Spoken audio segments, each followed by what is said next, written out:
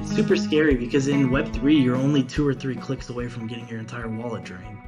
So that's why these guardrails are needed. But to continue elaborating on what happened, so let's say he had open approvals to multiple collections. Let's say World of Women, let's say Moonbirds, let's say Mutant Apes, right? So all of these could theoretically be stolen in one go.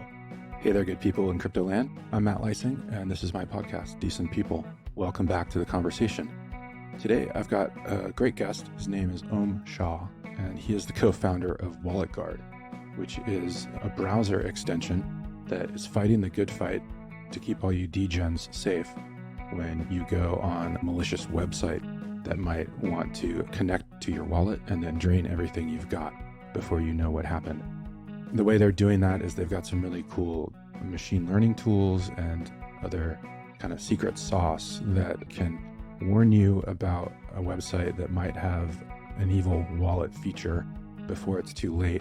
They've also got a feature in WalletGuard that allows you to see what your transaction is going to affect, in a sense. So it'll show you, if I sign this transaction, I'm going to get 0 ETH and all of my NFTs are going to go away. So it's a big red flag and should be a really handy warning so that people don't get scammed. We also talk a lot about just general security stuff. I nerd out on this because I think it's fascinating. We talked about the Lazarus Group, which is North Korean hacking group that is funding North Korea's development of nuclear weapons through hacking and all sorts of nefarious shit. We talk about lax multi-sig wallet practices where things can get a little silly if you're not doing it right. And we talk about what happened to Kevin Rose, who you guys might know about. He had millions of dollars worth of NFTs stolen. In a similar case to as I described, if you had WalletGuard, it might have helped save him from clicking sign on a transaction before he had fully seen what the transaction was going to do. We get all into that. We talk about Ohm's time at Kent State University, where he sniffed network traffic. And that is his own words there. And we talk a lot of other great stuff. So let's get to the conversation. I hope you enjoy it. Thanks a lot. Hey, how you doing? Welcome to Decent People. Hi, thanks for having me. Doing extremely well. How about yourself? Yeah, not bad. We're recording on a Friday. It's a beautiful day here in LA. And to be honest, once I do this, I'm going out and going to go mess around a little bit. So going to get the weekend started a little early. Yep. Yeah, for sure. I don't know where you are, but I saw in some things that you're in Austin, Texas. Is that right? Yeah, actually, the entire team and we live in a startup house out here in Austin, Texas. Yeah, we just moved here a month and a half ago, so I've been loving it so far. The weather's great. Apparently, it's about to get extremely hot over the summer, so it's going to be our first summer here, so that'll be fun. Yeah, I guess that'll be something. And that's nice that Consensus is coming right to you now these days. Oh yeah, it's very nice. One of the biggest reasons that we moved down here was Martin, who's the other co-founder. We actually were at Consensus last year and we just fell in love with Austin while we were down here. And it turns out there's a lot of like local events happening like ATX, DAO, Wranglers. There's a whole bunch of different like local meetup groups, which just made Austin one of the prime spots for us. And knowing that there's a lot of Web3 involvement down here, it definitely feels like we have a sense of community here. Yeah, and I'm sure your breakfast taco game is getting really good. Oh yeah, we actually have a spot that's a 2-minute drive from us, which is really good. So it works out really nice. Nice. Yeah. All right. The company that you co-founded that you mentioned is WalletGuard, and you guys are a browser extension basically to help folks in crypto not get ripped off, I think is a sort of succinct way of putting it. But let me ask you to describe it, what WalletGuard is and where the impetus came from you and your co-founder just to take this leap and create the startup. Yeah, absolutely. So just to kick it off with what is WalletGuard? WalletGuard is building end user security tooling designed to empower the individual. One of the main reasons we did this is because self-custody has become such an alarm for a lot of folks, especially with the collapse of FTX and the collapse of a lot of banks in the financial industry. People are very interested by the idea of self-custody, but one of the biggest cons to self-custody is that often the security responsibility shifts to the individual now. And Yeah. in Web3, where transactions are final, people need that additional security layer to keep them protected and stay safe. Back in Web 2, you could rely on your banks to call them up and tell them that there was fraud or something like that occurred so that they can go ahead and try and reverse the transaction. Unfortunately, that's not the case in Web 3, but also fortunately at the same time that you do have the ownership of your own digital assets. Yeah, and it's not just like one bad wallet signature, but I know you guys, I don't think you're into this area, but typing an address like one character wrong, that's a mistake that you're not going to get back. And there's the UX is the user experience is again really tricky still. And in all of crypto is one thing that I've been harping on for a while. And I hope that people are really working on, such as yourselves, to help improve it and just make it so that people aren't absolutely terrified of hitting send. That's really cool that you guys are doing this and it's absolutely necessary.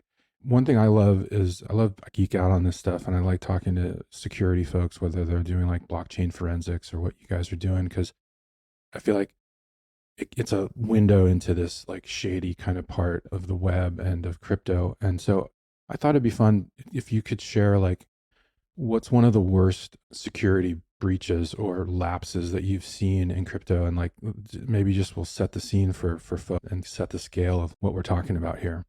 Yeah, absolutely. Back when the Harmony Bridge attack happened, that was a really interesting situation, mainly because Can you just if you give a look little at background on what the Harmony Bridge is and what they were doing there?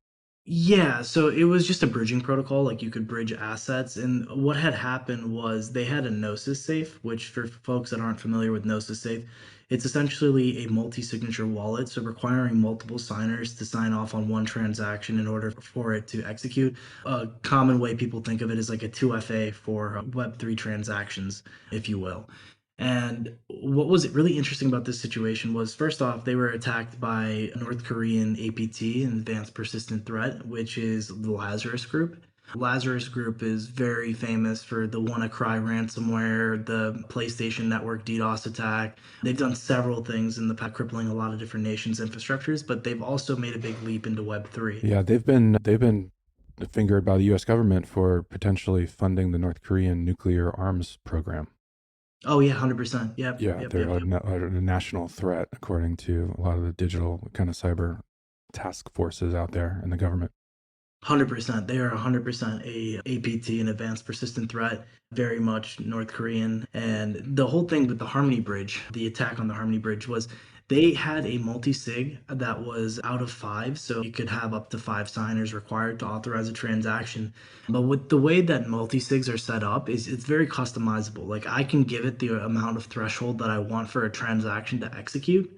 And in their case, they only required 2 out of 5 signatures in order to execute a transaction, which is super low. At least three, right? You would think. Yeah, you would think at least three. And if you're safeguarding hundreds of $1 million of assets, you would think maybe even four. You would Mhm. think that they would enforce like a higher strict security protocol, or at least you would expect something like that. Unfortunately, that wasn't the case. These users were phished. And phishing, just to shine some light on it, 98% of attacks, hacks, exploits, anything, they all start with some form of phishing. And that's a 98% threshold. There's a very low percentage chance that someone is going to find an exploit into your system and not require any manual intervention from an individual. A common saying in InfoSec is that the weakest link in any information security system is the individual using it. What had happened was they maliciously crafted fake job applications and were phishing these employees and got them to open documents that were binded to like malicious exploits that allowed them to compromise the user's computer and obtain the private keys that were required in order to authorize the multi-sig to transfer assets out. So it was a pretty alarming concern. One, the people shouldn't be opening files on their local machines. There's several factors that went wrong here. So something I always like to recommend folks is that if you're going to be opening any files, try to use a cloud-based platform to open them, right? Google Docs is one way to view files within Google's environment rather than downloading it locally on your machine. So that's always a recommendation I make. So try to leverage like these cloud providers and these cloud services in order to open documents in their environment rather than on your own local machine. And if you are someone that is a target to get a lot of different documents sent to you, for example, if you're a VC or if you're something else, like you might expect a lot of pitch decks or stuff like that, but you shouldn't be opening them on your local machine, the same machine that you do your crypto or your operate your company off of. That's not good OPSEC. And that's something that a lot of companies in Web3 need to take a look at is what is my OPSEC? Where am I vulnerable? Do I have a single point of failure? These are all really important concepts to understand. Yeah. No, that's great advice. So that's also sounds like a very sophisticated attack. I probably would never think that opening a document or something could lead to that. But then I need to listen to people like you a little more. Is that a counterexample, like where somebody did something not stupid, but just like something where you just are like slapping your forehead and saying, "Oh, I can't believe you've done that." So there's two things that come to mind. I think the most obvious example was with NFT God. So it sucks because this is not the greatest situation for him to be in because what happened was he was on his browser and he was looking for OBS. So I'm sure a lot of streamers or people that game or record anything are familiar with open broadcast software, very popular software. So he searched up OBS download.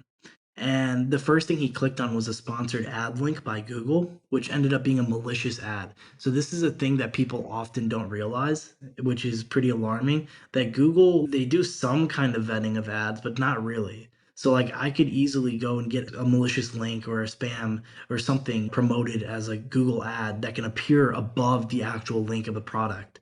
Sure. In this case, it appeared above the OBS download link, and he clicked on it, downloaded it. Next thing, he had malware on his computer, and it ended up compromising his account, compromising a lot more than that. And it's a terrifying situation, but it's like one of those things that can be avoided so simply by using browsers like Brave, which has built-in ad blockers, or second, using ad blockers like AdBlock Plus, uBlock Origin. These are free to use, and by just using a simple tool like that, you will avoid like these different types of advertisements. A lot of people call them, it's like termed malvertisements. So kind of like a mix on the word between malware and advertisement. But So that'll actually get those will get rid of the sponsored ads on Google searches. yeah, it'll get rid Oh, of the cool. sponsored ads I and didn't know yeah, that. it's yeah, definitely worth checking out. Nice. Okay. And yeah, another thing you've touched on recently, I saw you quoted in a few stories about a hack that came when a Twitter account, a verified Twitter account, was hacked and taken over, and they put out a link and said, "Hey, click on this link and to get some reward or something." And the link was then it's called a wallet drainer, right? Where it goes in, and if you've got a wallet connected to that browser, it can access that wallet and just wipe it clean like instantaneously. Do I have that right? So there's a little bit more involved to it, and this is again coming back to the social engineering and the phishing side of things. So the link itself, like you click on the link, it's obviously maybe it's not obvious to a lot of folks, but it's a phishing site, right? So you click on the link. Next thing you know, you're prompted to connect. Let's say it's an Arbitrum airdrop scam, right? So you go to this website and you obviously, the first assumption that you make is that you're on a legitimate site, which is already a very dangerous assumption to make. In Well, my yeah, that's the opinion, thing you should here is that I would have like if it's a verified Twitter account and stuff, I'm probably my guard is down already. Kind of 100%. scary. Yeah. Yeah. And I think something that I always stress to people is that it's good to be paranoid in Web3. Don't trust it. Like trust, but don't verify. Or sorry, verify. Or shoot, I'm missing the analogy. But the whole idea is It's that trust but trust, but verify, don't I think. verify. Yeah, yeah. So like you need to verify everything you do, and always have to like double check all of these things. It's good to be paranoid, mainly because you never know if something's true or not. And in this case of an Arbitrum airdrop or something like that, you go to their website and you click the connect button. Once you connect your wallet, now they're going to enumerate your wallet and check what open approvals do you have? Do you have a lot of ETH in your wallet? What can I get the most value out of by scamming? And this is all happening programmatically. Then they're going to prompt you with a signature for your MetaMask. So the wallet drainers don't just work instantaneously by going to the website, right? They work by when you interact and you sign a malicious signature. And that's like the issue. The second issue that I wanted to flag is that people sign things that they're not necessarily understanding. And like I know Kevin Rose, it's probably a great example that we can dive into a little bit. In the case of two mistakes are typically made when you are getting your wallet drained. First, you're assuming you're on the correct website. Hmm. Second, you're assuming the signature you're signing is safe even though you don't understand it. And that's a mentality that people are trained on from Web 2. Everybody clicks I accept to terms of services, I accept to privacy policies, I accept to anything, right? Yeah. And that's a mentality that we're trained on in Web 2, but that doesn't I mean, translate well. to be fair to people, you don't have a choice, right? Because you don't get to go forward if you don't accept the terms. So it's Very kind of true, very yeah, true. you're in a tough spot there. But yeah, your point is well taken that it's already been ingrained in us. But in Web three, it's not. Like you're a lot of times you're the one who is making the choice to go forward by signing a transaction. 100%. And a lot of that's going back to my point earlier about a lot of the responsibility shifts, right? In Web 2, like you can rely on your bank to have security infrastructure, security rails, and stuff like that to safeguard your assets. In Web 3, where digital ownership and provenance is a thing, you don't necessarily have those guardrails in place, especially when you're self custody. Yeah. So a centralized exchange might have some good safeguards, right? But then you might have experiences like FTX. But then Yeah. Right. alternatively, if you self-custody, you might expose yourself to scams because the question is, do you trust this exchange to protect your assets more, or do you trust yourself to protect these assets more? And the whole idea behind Wallet Guard is empowering the individual to give them the confidence to protect their own assets. Yeah. Absolutely. Tell us who Kevin Rose is and tell us what happened with him. Yeah, absolutely.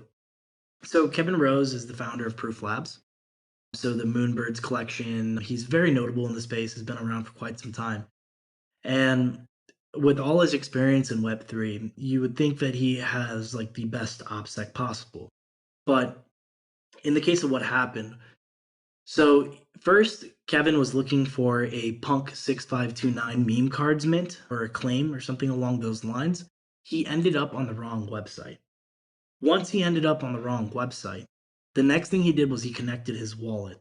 And once he connected his wallet, what they were able to do is they're like, okay, I can see. So this specific attack I'm talking about is called a seaport drainer. So it leverages OpenSea approval. So I'll explain a little bit more about how that works.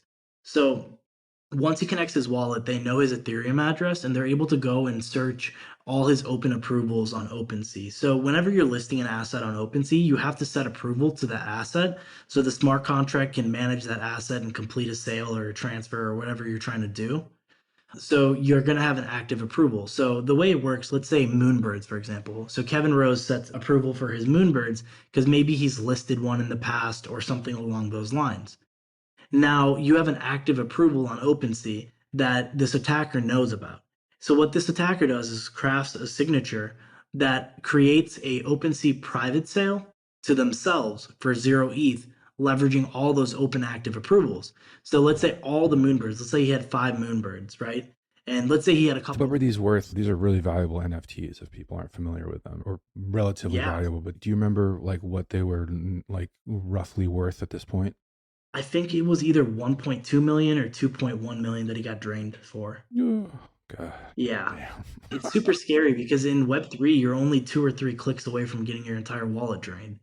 So that's why these guardrails are needed. But to continue elaborating on what happened, so let's say he had open approvals to multiple collections. Let's say World of Woman, let's say Moonbirds, let's say Mutant Apes, right? So all of these could theoretically be stolen in one go because he has open approvals already for them for a private sale.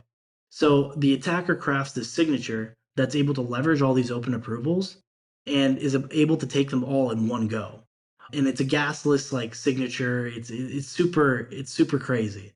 So actually, it might not be gasless. I would have to double check that. So apologies on that. But regardless, But it's your all in point is one that go it's in just one a signature. very, they make it very easy for you to give them all of your stuff, basically, or Exactly, allow them to exactly, steal everything you have in your wallet or whatever. exactly. Yep, and they sell it to themselves for 0 ETH. So it's like they're not even getting anything in return. Yeah. Yeah. So that's the craziest part of it all. How would Wallet Guard have helped him? Would it have helped him or walk me through that part? Yeah, so what WalletGuard does is we provide multi-layered defense. So one, we do proactive phishing detection as well as transaction simulation. So the first way that we would have helped them is we already, so when the entire thing happened, we actually replied underneath the tweet going to the same website he went to, and we already blocked it proactively with all the different heuristics that we're looking at WalletGuard. So we were able to identify that this was a scam phishing website. And now, even if he had gone and proceeded on that website, even though he saw the phishing warning, then he would have been prompted with the transaction simulation. The transaction simulation would have told him exactly what's going in his wallet and out of his wallet. So in this case, it would have told you the fiat value of how much all the assets, it would have listed them out one by one, that it's all going out and he's receiving nothing in return. And that would have been like a big red flag. We would have also provided you a big warning on the transaction simulation saying that this is an OpenSea signature that's not being utilized by a marketplace or a marketplace aggregator, which is a big red flag. Yeah. Wow. That's really cool. Congrats on that. And so when I said I'd like to geek out on this, is the thing that makes me want to know more is how do you guys know? And I don't know if this is your secret sauce and you can't talk about it, but I'd love any kind of like behind the scenes on how do you guys figure out, you said the heuristics of a bad website, a phishing site, like how can you figure that out as somebody is interacting with that site or wants to interact with it in real time? Yeah, it can definitely be complex. I'll try to break it down in some regards, some of the heuristics. So for example, we're looking at like DNS records. So looking at how recently the website was created, how long is it registered for. We're looking at different things like the metadata of the website, looking at like static code on the website. Then we're also taking into account other factors like how similar is this to another domain? Are they trying to typo squat someone? Are they using puny code, which is different accented characters that resolve differently? Did you say typo squat? Yeah, typo squatting. Okay, what you got to tell me more about that. What is typo squatting someone? Yeah, so there's two terms for it. Like typo squatting is like an easier term to understand. So it's either typo squatting or fuzzing or fuzzy logic is what people call it. But it's basically imagine going to OpenSea.io versus zero OpenSea with a zero at the front. That Uh, would be like typo squatting, or even an extra A at the end of yeah, OpenSea. that's how people get you to go to a fake website. They make it look exactly like what it should be, but just a little bit off. 100%. Yep. Yeah. Okay. Got it. That's cool. So what's actually really cool is that we just released a feature last week called, or 2 weeks ago, called Storm Watcher. So Stormwatcher is now able to detect if there's a wallet drainer on a website before you even connect your wallet or anything. So in addition to our phishing detection, now it's able to detect wallet drainers that are already present on a website before you even connect, before you even simulate a transaction. We're basically taking security a whole level above a lot of other people on the market. That's amazing. And Yeah. yeah, it's super cool. And we're looking at like structural and behavioral patterns of websites, utilizing AI to basically help identify these different types of threat at scale, finding patterns and all that type of stuff. So it's very cool stuff. And it's very new for us. So we're super excited about it. And we've been iterating on it, making it better, fine tuning. So super exciting launch for us. That's great. Let's go back a little bit and dive into your history. I'm sure when you were a kid, you didn't think you'd be talking about this on a podcast right now in several years. Where did you grow up and what were you like as a kid? And where did you did you have a career path in mind when you were young? Can you just tell me about that a little bit? Yeah, absolutely. So I'm from Cleveland, Ohio. And yeah, ever since I was like 15, funny enough, my security passion started with playing Minecraft, as funny as it sounds. There was like, I can tell you the whole story, it's pretty funny. But basically, yeah, I've been passionate about security since I was 15. Yeah, tell me the Minecraft story. I want to hear this. Okay, okay, so it's pretty funny. So I'm playing Minecraft. This dude wants to get to my base. He's, hey, let me in your base or I'll shut off your internet. And I'm like, no, you won't. And he shuts off my internet. And funny Right. enough, the way that this happens is through back in the day, there used to be Skype API resolvers. So, like, you could take a Skype username and get someone's public IP address through that Skype username. And what they would do is use like a stress testing service or what they commonly go as called booters on like the internet. And they would use this booter to essentially knock off your internet for a set period of time. And it would basically be sending a lot of packets and just overwhelming it. My passion for security kind of spewed from this moment because I was already a little bit more tech savvy at the time. I wasn't like sure about security. I wasn't sure about any of my career paths at that time, but I was just tech savvy and I knew I liked computers. So did this And guy want to get into your Minecraft base to steal all your diamonds and yeah, man, he was trying to your take my loot. emeralds? He was trying to take my loot. And essentially, he got my public IP address, started DDoSing me. So, like, my internet was offline. So, I went on my phone and I Googled, like, how do I switch my IP address? And then I learned about what dynamic versus like static IPs were. And then I learned that I could literally just unplug my router for 10 minutes and it would give me a new IP address. So I did that, unplugged it for 10 minutes, got a new IP address, went back online. And I was just like, wow, that wasn't cool, man. And that's where it all spawned from. That's where I learned about a lot of security stuff. And that's when I got super in depth with learning about security, or at least knowing that I wanted to learn about security. Yeah, that's the golden rule of tech help, isn't it? Did you unplug it and plug it back in? Yeah, it really is So the golden it help really or is. the golden rule. Yeah. 90% of problems get fixed that way, it seems to me. But were your parents into tech, or what were they doing in Cleveland while you were growing up? Yeah, my dad was in banking. My mom was also in banking. Okay. And did you grow up with brothers and sisters? Yeah, I had one sister. Okay. So my sister and I, yeah, we're real close. But yeah, she does like marketing and stuff like that. But yeah, my dad was also like when I was younger, he would be more like techie, but now he wasn't like super technical by any means, but he just was fascinated by tech and liked Mm, tech. cool. So like I got exposed to a lot of cool stuff like tech wise when I was younger, and I was just like, wow, like this is definitely the field I want to be in. And does your family now come to you and ask you about crypto and what they should be buying or selling and all that? Yeah, of course, but I'm also like the go-to tech help now for my Yeah, of family. So course. Of course. uh, All right. So, based on the family asking you questions about what they should buy, what part of the cycle are we in right now? ooh, not financial advice, of course, but I would say that we're like towards, I want to say like the three-fourths of the way through the bear cycle, maybe the middle of the bear cycle is probably the right area to put fingerprint it. Based on like trends from like previous cycles, like given, by the way, I was also around crypto since first exposed to it back in like 2014, but 2017 is when I really dove into crypto and learned about it. But 2014 was, I was just like the first time I heard about Bitcoin and learned like how to use a Bitcoin wallet or something like that. But Yeah. 2017 is when I really dove into the space. But yeah, to just further address your question, yeah, it was interesting. Like with the current cycle, like I would imagine that we're probably midway or three-fourths of the way through the bear market. Yeah. That's what I would say. But I really see one of the main keys of adoption, or like what's going to bring us out of the bear cycle, is like a real AAA game that gets mainstream adoption. I really think blockchain gaming is really going to be the facet that really brings people into Web3. And the reason I say this is because you take a look at the way that Reddit was able to onboard people. They were able to do it in a way that people didn't even understand they were being onboarded into Web3. Gaming also poses a particular fashion where you could do something similar where people don't even understand that they're interacting with like Web3 elements. Like you look at the Steam marketplace, you look at games like CSGO and some of those other games, like they have a whole marketplace already built around them. Why aren't they just digital assets that you have provenance and ownership over? Yeah, I totally agree. We've been writing about some gaming stuff on chain, and there's this one Horizon blockchain games is out of Hong Kong, and they're like giving their users a menu. Do you want to connect your wallet, or do you want to not even know about that yet? And then so that they can get them into the game, and then later they'll be like, oh, the skins that you have or this weapon, you can make that into an NFT that you can buy and then take with you and stuff. So it's I think that's a good approach because shoving people into the process of having to make a wallet and do all that is I think can turn a lot of people off. Yeah, 100% agree. I definitely think gaming is one of the biggest facets.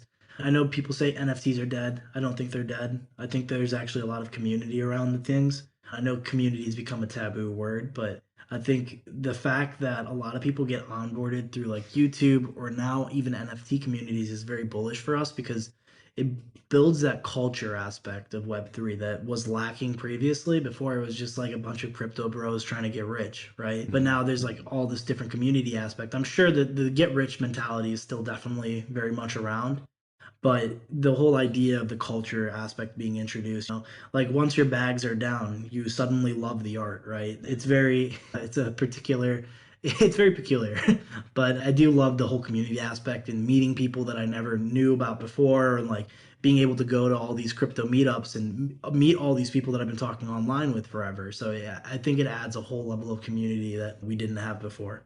Yeah, for sure. So after you had that Minecraft experience and that piqued your interest, like what did you do with it? Like how did you parlay that into something like getting towards college or whatnot? There's a really cool website called Hack the Box, and there's another one called Try Hack Me. And These websites basically let you spin up virtual environments to start like pen testing and attacking these environments and trying to break in and Mm. find vulnerabilities and exploit those vulnerabilities. So that was like where I started learning from. But before it just started with researching, like learning about different things about security. But then I just came like really like my interest was piqued. Like when when that person was able to shut off my internet, it really just piqued my interest. And wow, what else could people do? Were you thinking of black hat stuff, or was that like, were you just intrigued in it, or were you, I want to go turn off somebody's internet? No, not necessarily. I was like probably like I was like a young teenager at the time. And so I was definitely like interested in trying to do something like that. Didn't do it, but I was more interested in learning about the whole field because once that piqued my interest, I was very much I knew that I wanted to go into security, and I always thought like hacking and stuff like that was like super cool because it was like, oh man, you have to be super technical and like all this stuff, and you would see stuff in movies, and I was like, wow, I want to know how to do that type of stuff. Like we're in a digital age, so I wanted to know how to do that, and that piqued my interest, and that's when I started learning like through like Hack the Box, Try Hack Me.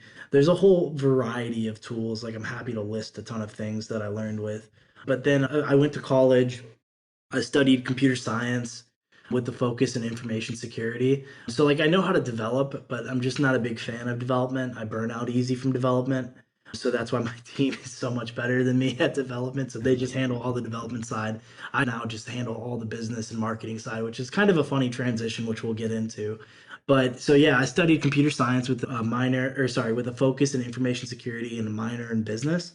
It sounds like you were, was part of it interesting to you that I want to go get the bad guys? Like, I want to catch these Yeah, folks? yeah. Yeah. I wanted to be on the forefront. Like I wanted to know what it was like. Just because you hear about all these cyber attacks and you hear about all this stuff, and it's just super fascinating. And Yeah. it's everything is digital nowadays. So Yeah. everything is vulnerable. And I think security is one of those most paramount things. It's like you even look at a lot of these tech layoffs, who they're not laying off their security department. That's the last thing you want to lay off. Hmm. Yeah. So That's a great there's a point. lot of job security in it. There's a lot of it's also, like, super fascinating to me, like, the whole idea of knowing how to hack and being able to do stuff like that is just, like, a very interesting thing. And when I got out of even in college, like, I started, like, the first year and a half of college, I was working at this place called Tech Help at my university, so I did a lot of repairs, and I was, like, super technical, like, I was able to do, like, deep malware removals and stuff like that, so that was also really interesting to me. Then I kept applying for the security. There's only, like, 2 security analyst spots in my entire university, and I, like, applied for 2 years to finally get it. Nice. So I did the security analyst stuff at my university for a year and a half, almost 2 years, and I learned a lot about, like, identity management, access controls, logs, being able to build dashboards off logs, finding interesting things like threat intelligence, and a whole bunch of stuff. And then did that at my university, and then when I got out of college, I went and I worked at Accenture. And at Accenture, I was able to do more web application security, so being able to attack applications. So I would work for a large telecom provider. Yeah, like I was going to say, they're a consultant. So you would have clients that came to Yep. them and said, "We need help here," and you'd be the security guy that they brought in. Yep. Yeah, Yeah, so okay. basically in that so I had experience with like firewalls. I had experience with like actual like red teaming. So we would be handed like internal applications that we would have to go and break into and find vulnerabilities and escalate privileges, do things you're not allowed to do, which was really cool. So I like that whole facet of it's like it's offensive security. So that's really what it is, and I found that really fascinating. You mentioned the work you did at Kent State. That's we went to school at Kent State, and I was looking at your resume and stuff, and I noticed it doesn't say this exactly, but it says that under the Kent State cybersecurity analyst role, you sniffed network traffic. Yeah. I love that. Can you tell me what does network traffic smell like? Smells like a lot of data and bytes. It's an interesting smell, really. It smells like frying circuit boards. Yeah, as I was just gonna say, when smoke is coming out of your CPU. Yeah. So I'm also curious if you've ever studied the DAO hack from 2016 on Ethereum. Is that The Badger anything you've DAO? ever looked at? Or are you talking about the actual Ethereum DAO The hack? DAO, yeah, the one back. I can't say I did. I can't say I studied that, so I don't unfortunately have too deep of a knowledge in that. It's one of my favorite topics, and I know enough to be dangerous. But what I do know is, if you ever want to study a really elegant hack, you should look at that one.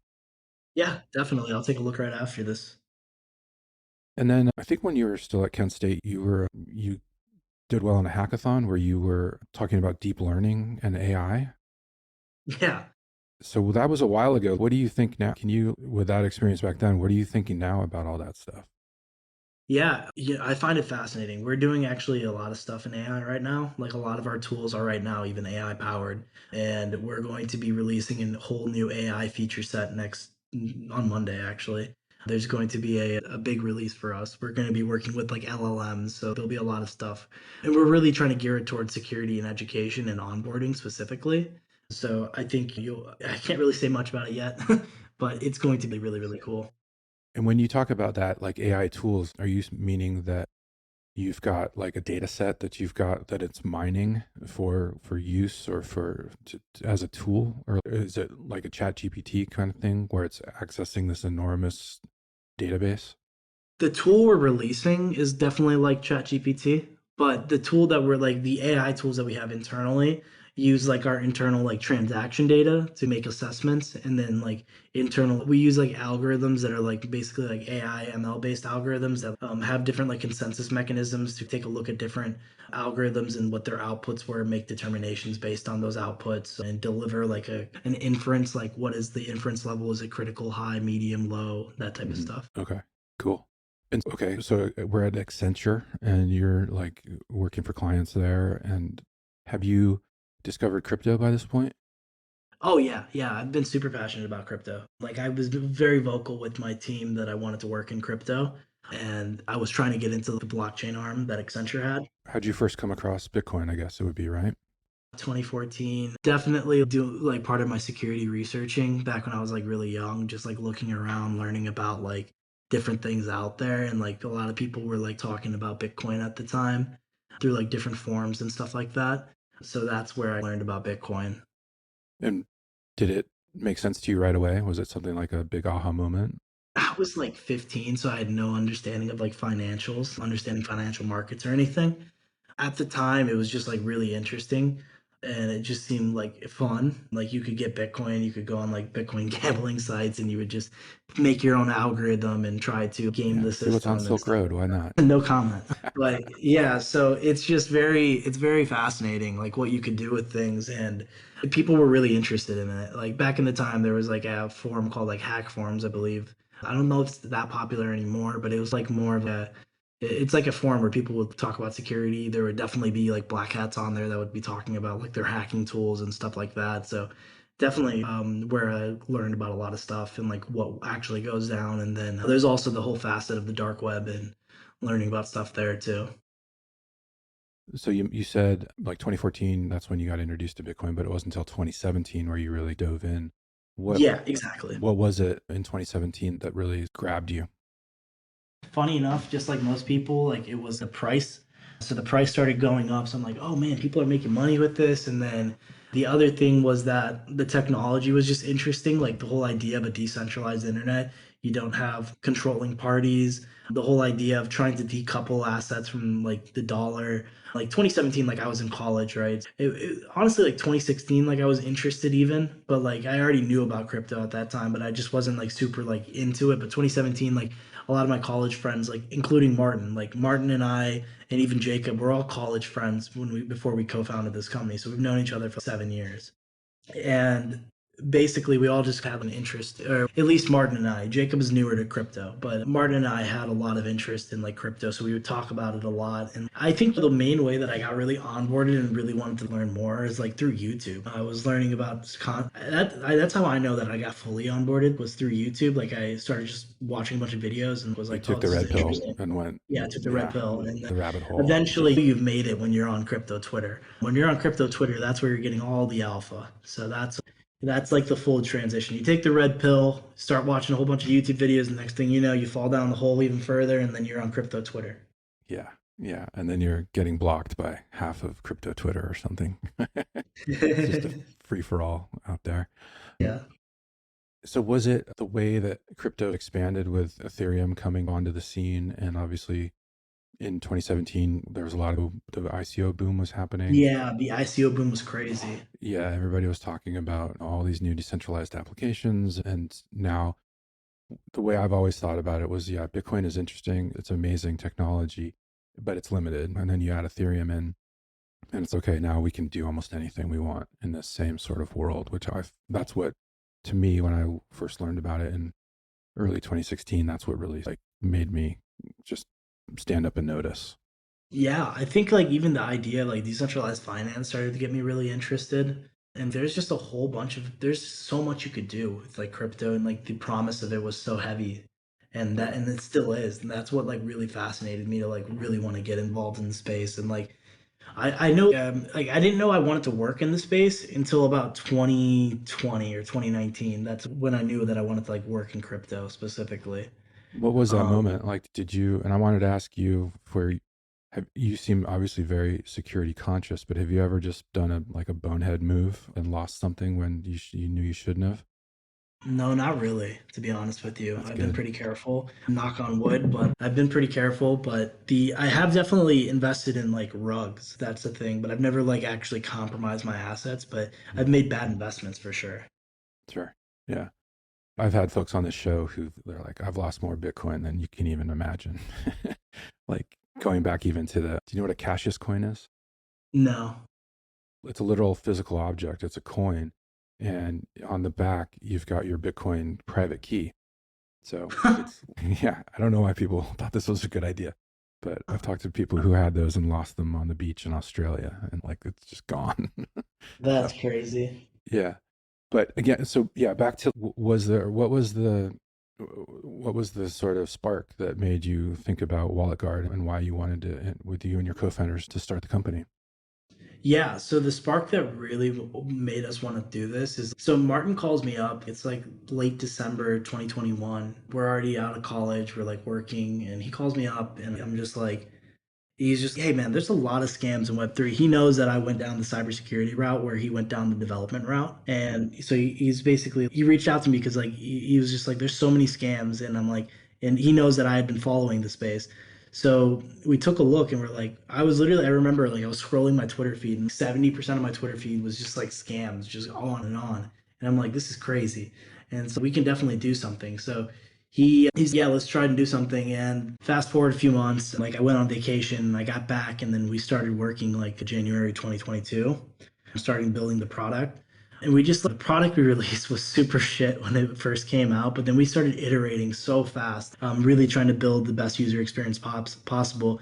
And we did a lot of like crash course and learning and like about how to found a company and like what you need to do. And like a lot of that education through Y Combinator that's available on their YouTube, their articles and everything. So like we learned a lot from Y Combinator videos, and we were just like following the whole idea of listening to your customers and trying to build for what they need and ask your customers what they need and build for it. So that's the approach we took. And we've been iterating ever since and finally came to a point where we were able to get investment from like Ethereal Ventures, Consensus, IOSG. We ended up partnering with MetaMask and Chainalysis. So it was definitely a huge journey. Are you working with Taylor Monahan over at MetaMask? Yeah, of Yeah, course. Taylor's awesome. I love her. She's a friend of Decential. Yeah, she's one of the best people in all of crypto, in my opinion. 100% agree. So, you alluded to it earlier in our conversation that the weakest link in any security protocol is the individual user. And then you tie that into how crypto, as we talked about also, is you're only a couple clicks away from losing everything. What you guys are doing is great. And I think it's a step in the right direction. But in the bigger picture, where are we in that in terms of making sure that people who already know what they're doing are safe, but then the people who don't know what they're doing, who are coming into this for the first time, can feel a lot more confident that because it is a big responsibility, that they can have the tools like to keep themselves from doing something stupid. Like, where do you think we are in that in the bigger picture? We're still early, to be quite honest with you. I know it's a taboo thing to say, but we are still early. The fact that we're just now building security rails and usability layers for Web3 means that we are extremely early and we are prepping for adoption. That is where I think we are. Drives me crazy that security is like the last thing that people think about. Oh my God, same. Move fast and break things mentality that just really doesn't work in this space at all. Yeah. I mean, you could even say it does though. Like you could see how like Ethereum was a move fast type play. So I guess, there are definitely times to move fast and there are definitely times to move slow and be critical. Yeah. And the fact that security concerns weren't thought about until so late, people thought about it from the contractual level, but they never thought about it from the usability level, from the end user perspective. They thought about it because like the security rails that were developed for like super technical people, but they weren't developed for like the average Joe. Yeah, I agree with you, but I would say Ethereum as a layer one is very secure and has never really, it's never gone down. Some of their clients have been attacked and they go down, but I think as a layer one, they did a really good job there. But the problem is that then you open that layer one up to everyone who can build on top of it. And that's where you get the dApps that just don't have any, they're not thinking security. Like the DAO, Oh, 100% I agree. mentioned, they had $150 million in their treasury, and it had already been pointed out publicly that they had a good dozen serious flaws, and they didn't shut it down. And then you see what happens with the hack. And there's like a million other examples of that. So that's all the point that I was trying to make. Yeah, 100% agree with you. Ethereum's super secure by that measure alone, but that's what I mean that they built from a technical perspective a very secure system, but from an end user perspective, like the usability of it wasn't thought about. Yeah. And I think that's what we're just now starting to address. And I'm super excited for that because that means we're prepping for adoption. We're prepping for people to come into the space and really basically like my favorite example of what we're building is we're trying to build like an ATM interface for like how you interact. So we want you to know like simply what's going in and out of your wallet before you transact rather than looking at a message, like a hashed message or a bunch of bytecode. That's not what we need for an end user. We need something that's simple, something that's human readable, a clean interface Yeah. that allows people to transact confidently. I agree. I think that's where the conflict has been, because this is a decentralized universe, right? And so you don't have a centralized service that can maybe be convenient for you, because that's not part of what we're talking about. So then the onus is on the individual, and that's where it gets tough, because to have decentralization means you need to take on a lot of responsibility that you don't take on when you're dealing with your bank who's giving you FDIC insurance or whatever it happens to be. But I think the interface, like you just mentioned, and like the ATM example is really good, because that, I think it is still really foreign to a lot of people to see a hat like a string of 64 random characters that's your wallet address, and you're like, holy shit, what do I do with that? That is not Right. something that most people are used to dealing with when they're interacting with like their money or commerce. So I think anything that can improve that interface and improve that sort of experience is going to go a long way. So that's great that you guys are doing it. Like the mass adoption question, where do you think that's what's maybe going to bring things out of this bear market, or are we a cycle or two away from that still? No, so I think we're closer than we think.